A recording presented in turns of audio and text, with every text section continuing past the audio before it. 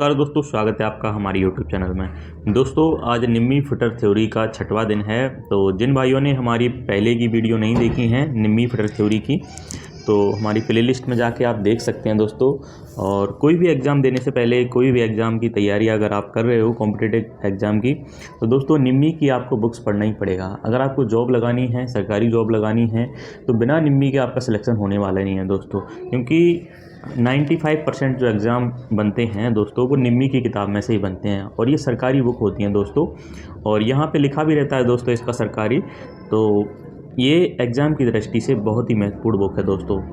आज हम 6वां दिन है दोस्तों, तो आउटसाइड माइक्रोमीटर के बारे में पढ़ेंगे। और दोस्तों इम्पोर्टेंट पढ़ेंगे, क्योंकि यहाँ पे बहुत सारा यहाँ पे लिखा हुआ है दोस्तों। इसके 4 पार्ट हैं, तो चारों पार्टों को अगर बारीकी से पढ़ेंगे तो कई मंथ लग जाएंगे इनको कवर करने में। तो यहाँ पे हम जो इम्पोर्टेंट है, एग्ज़ाम के लायक है, वही हम पढ़ेंगे दोस्तों। आज हम आउटसाइड माइक्रोमीटर के बारे में पढ़ेंगे। माइक्रोमीटर दोस्तों कई तरह के होते हैं। डेप्थ माइक्रोमीटर भी होता है, इनसाइड माइक्रोमीटर भी होता है, और ये आउटसाइड माइक्रोमीटर के बारे में हम पढ़ेंगे दोस्तों। माइक्रोमीटर सिंपल भी होते हैं और वर्नियर माइक्रोमीटर भी होते हैं, डिजिटल माइक्रोमीटर भी होते हैं दोस्तों। हम धीरे धीरे सबके बारे में पढ़ेंगे। और फ्रेंड्स, ये ऐसा चैप्टर है, इसमें से 4-5 क्वेश्चन आपके हमेशा आते रहे हैं। फिटर, टर्नर, मशीनिस्ट, किसी से भी हो दोस्तों आप, यहाँ तक कि आप अगर वेल्डर से भी हो, तब भी दोस्तों ये आपके लिए ये वीडियो बहुत ज़्यादा यूज़फुल होने वाली है। तो दोस्तों हम शुरुआत करते हैं।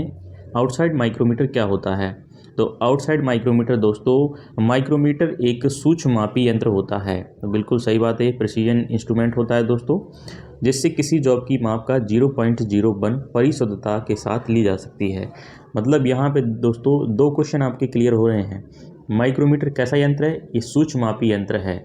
और इसकी एक्यूरेसी की हम बात करें, जो कि परिशुद्धता या फिर लीस्ट काउंट ये बोलते हैं इसको, तो वो होता है 0.01 दोस्तों। बहुत ही ज़्यादा इंपॉर्टेंट है, ये आपको याद रखना है।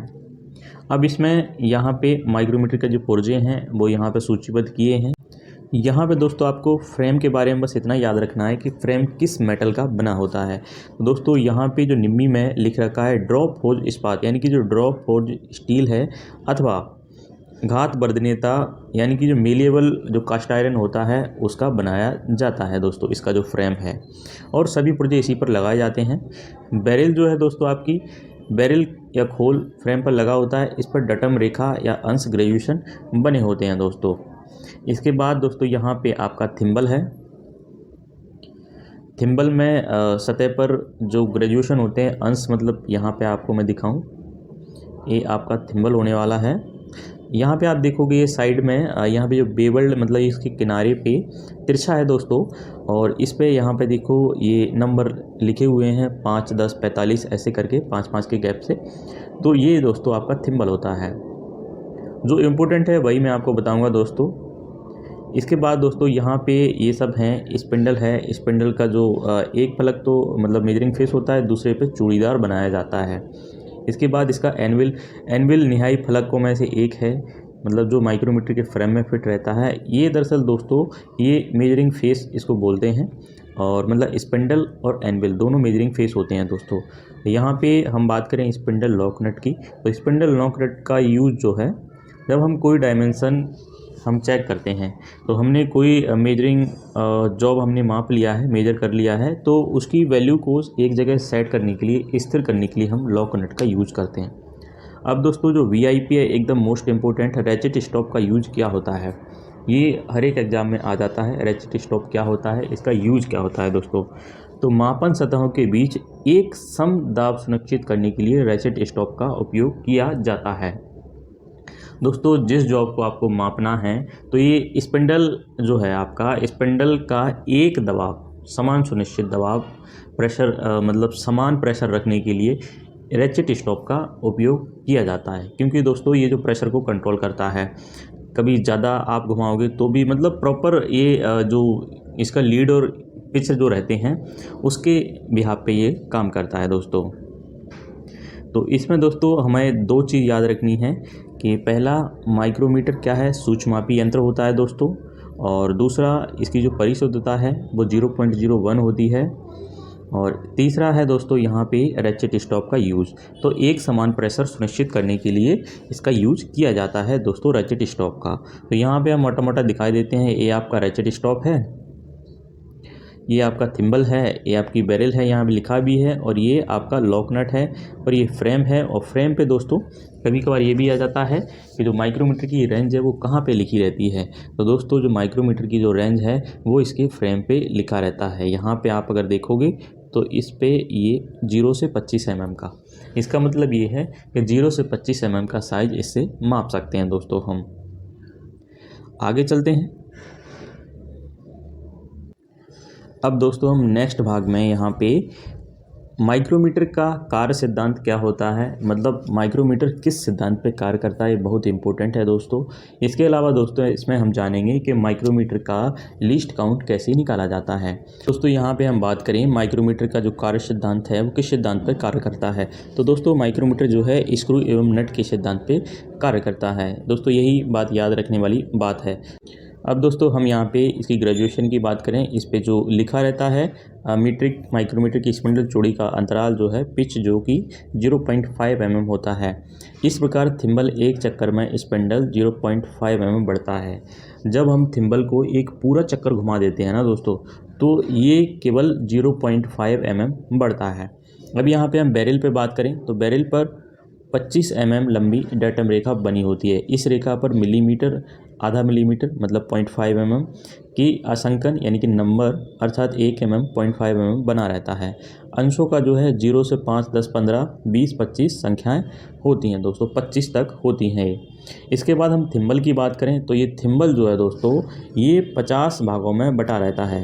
और 50 भागों में कैसे, 0 से 5, 10 से 15, ऐसे 15 से 20 और 45 से 50। और ये घड़ी की क्लॉकवाइज दिशा में बने हुए रहते हैं। अगर हम लीस्ट काउंट की बात करें दोस्तों तो थिम्बल के द्वारा एक चक्कर में जितनी दूरी चली जाती है, तो मैंने आपको बताया था कि 0.5 mm वो होती है दोस्तों, 0.5 mm जो कि आपका एक चक्कर में थिम्बल चलता है। और थिम्बल के हम एक भाग की गति अगर हम निकालेंगे तो 1/50 रखेंगे और 0.5 से उसको मल्टीप्लाई करेंगे, तो दोस्तों यहाँ पे इसका जो लीस्ट काउंट है 0.01 आ जाएगा। तो ये बहुत ही इंपॉर्टेंट है। मैंने ऊपर भी बताया था कि बाह्य माइक्रोमीटर का जो नॉर्मल माइक्रोमीटर है उसका लीस्ट काउंट 0.01 होता है। अब दोस्तों हम यहाँ पे इनसाइड माइक्रोमीटर के बारे में पढ़ेंगे। इनसाइड माइक्रोमीटर का दोस्तों यूज़ क्या रहता है, इसका लीस्ट काउंट क्या रहता है। दोस्तों अगर यहाँ पे बर्नियर या फिर डिजिटल की बात ना करें तो चाहे वो इनसाइड हो, आउटसाइड हो या फिर डेप्थ माइक्रोमीटर हो, सभी का जो लीस्ट काउंट है वो 0.01 रहता है दोस्तों। इसमें बिल्कुल भी कन्फ्यूज नहीं होना है आपको। आंतरिक माइक्रोमीटर का जो उपयोग है दोस्तों छिद्रों का व्यास मापने के लिए किया जाता है, या फिर जो इंटरनल कोई भी डाया है उसको चेक करने के लिए, वो चाहे किसी भी शेप में हो, मतलब स्क्वायर भी हो तो उसको भी ये मेजर कर सकते हैं दोस्तों। इसमें क्या है दोस्तों, इसमें माइक्रोमीटर रहता है और इसमें एक्सटेंशन रॉड लगी रहती हैं, चाहे कितना ही बड़ा डाया हो उससे ये चेक कर सकते हैं। अभी मैं दिखाऊंगा एक्सटेंशन जो रॉड रहती हैं वो उनकी फ़ोटो यहाँ पे मिल जाएगी दोस्तों। तो इसमें वही दोस्तों सब कुछ सेम ही रहता है। ये देखो एक्सटेंशन रॉड है यहाँ पे, यह माइक्रोमीटर शीर्ष के बैरल में बने छिद्र में फिट किया जाता है, अलग अलग मापन सतह प्रदान करता है। मतलब कई तरह के आपको साइज़ की अगर मेजरिंग करनी है तो इसमें चेंज कर करके आपको एक्सटेंशन रॉड लगानी पड़ेंगी। और यहाँ पर लॉकिंग स्क्रू नॉर्मल उसी की तरह ही है, और ये स्पेसिंग कॉलर भी इसमें अलग से रहता है दोस्तों। और मैं आपको बताना चाह रहा था यहाँ पे ये है आपकी एक्सटेंशन रॉड। तो दोस्तों ये 50 से 75 mm की है, 75 से 50 की है, ये 100 से 125 की है, 125 से 150 की है, 150 से 175 की है और 175 से 200 की है। दोस्तों ध्यान रहे ये हमेशा 25 mm के गैप से ही रहते हैं, क्योंकि जो माइक्रोमीटर की जो रेंज होती है ना वो 0 से 25, 25 से 50, 50 से 75 ऐसा रहता है दोस्तों। इसके बाद हम डेप्थ माइक्रोमीटर की बात करें तो जो डेप्थ माइक्रोमीटर है दोस्तों, यहाँ पे भी आप देखोगे जो गहराई माइक्रोमीटर का उपयोग गहराई मापने के लिए ही किया जाता है दोस्तों। तो यहाँ पे भी सब कुछ सेम होने वाला है दोस्तों। ये देखो कैप हो गया, ये थिम्बल हो गया, ये ग्रेजुएटेड स्लीव हो गई, आपका ये लॉक नट हो गया और ये स्टॉक हो गया। और यहाँ पे भी दोस्तों एक्सटेंशन रॉड का उपयोग किया जाता है। मैंने आपको बताया था उधर इनसाइड माइक्रोमीटर में, जैसे डेप्थ माइक्रोमीटर में भी 0 से 25, 25 से 50, 25 का ही गैप यहाँ पे रहने वाला है दोस्तों।